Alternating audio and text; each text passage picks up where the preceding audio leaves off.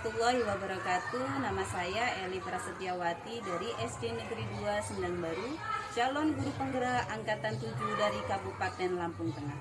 Pada kesempatan kali ini, izinkan saya untuk memenuhi tugas modul 1.1 demonstrasi kontekstual tentang pemikiran Ki Hajar Dewantara, pembelajaran yang berpusat pada peserta didik. Siapakah Ki Hajar Dewantara?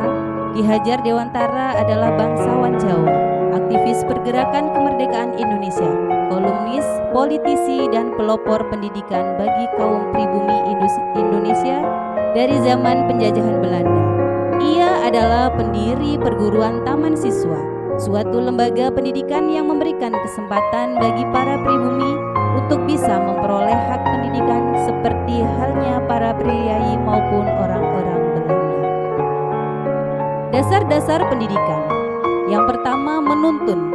Ki Hajar Dewantara menjelaskan bahwa tujuan pendidikan yaitu menuntun segala kodrat yang ada pada anak-anak agar mereka dapat mencapai keselamatan dan kebahagiaan setinggi-tingginya, baik sebagai manusia maupun sebagai anggota masyarakat.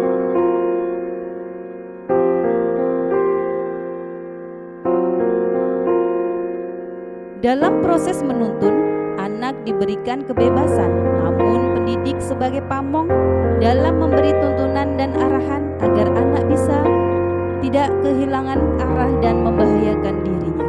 Seorang pamong dapat memberikan tuntunan agar anak dapat menemukan kemerdekaannya dalam belajar.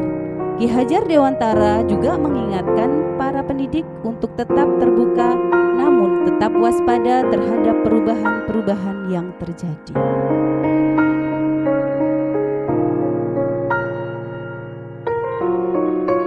Kodrat alam dan kodrat zaman. Ki Hajar Dewantara menjelaskan bahwa dasar pendidikan anak berhubungan dengan kodrat alam dan kodrat zaman. Kodrat alam berkaitan dengan sifat dan bentuk, lingkungan di mana anak berada, sedangkan kodrat zaman berkaitan dengan isi dan irama.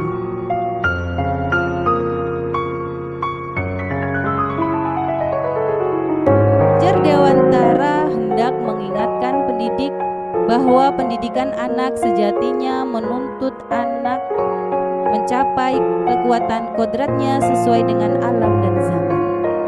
Bila melihat dari kodrat zaman, pendidikan saat ini menekankan pada kemampuan anak untuk memiliki keterampilan abad 21. Sedangkan dalam memaknai kodrat alam, maka konteks lokal sosial budaya murid Indonesia Barat tentu memiliki karakteristik yang berbeda dengan murid di Indonesia Tengah atau Indonesia Timur.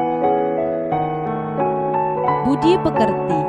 Menurut Ki Hajar Dewantara, budi pekerti atau watak atau karakter merupakan perpaduan antara gerak pikiran, perasaan, dan kehendak atau kemauan sehingga menimbulkan tenaga. Budi pekerti juga dapat diartikan sebagai perpaduan antara cipta, kognitif, karsa, afektif, sehingga menciptakan karya psikomotor.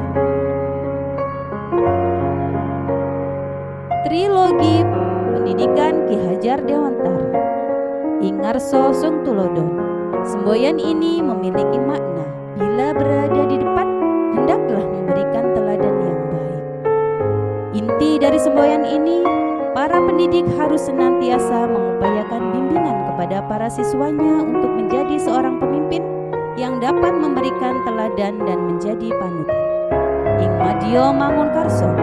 Semboyan ini memiliki arti bila di tengah hendaklah memberikan dorongan atau inisiatif. Intinya, seorang pendidik harus mampu menumbuhkan semangat para siswanya untuk terus menorehkan karya. Jadi, pendidikan tak hanya untuk mengasah intelektual, tapi bisa menghasilkan sesuatu karya yang bermanfaat bagi masyarakat. Tutwuri Handayani. Semboyan ini memiliki pengertian di belakang hendaklah memberikan dukungan. Intinya, seorang pendidik harus bisa memberikan dukungan, bimbingan, atau arahan kepada seluruh siswanya. Sebab, bila siswa tidak memiliki semangat untuk belajar atau mengalami kesulitan, kesulitan, para pendidiklah yang harus paling pertama menyemangati mereka.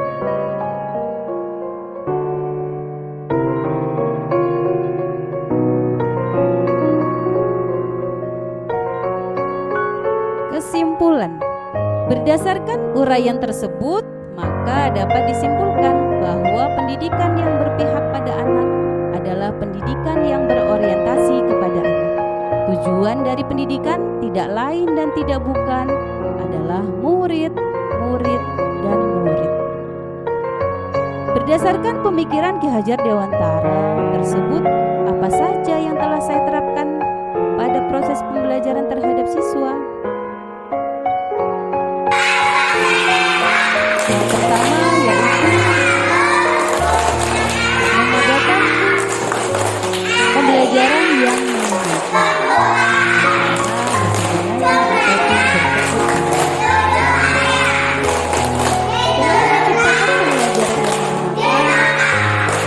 Menciptakan pembelajaran yang berbasis IT.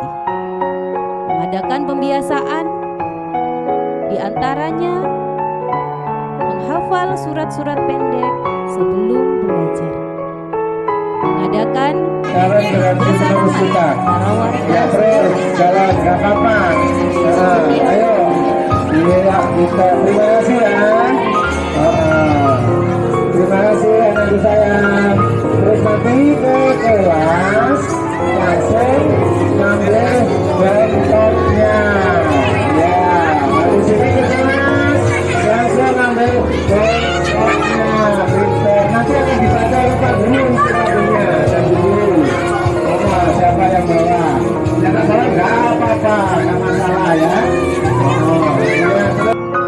Tantangan penerapan pemikiran Ki Hajar Dewantara. Yang pertama, kurangnya minat belajar anak sehingga sulit melaksanakan pembelajaran sesuai kodrat alam dan kodrat zaman. Tuntunan orang tua serta pemahaman sebagai guru ditekankan pada aspek kognitif saja, tanpa melihat bakat, minat, dan potensi yang berbeda-beda pada anak.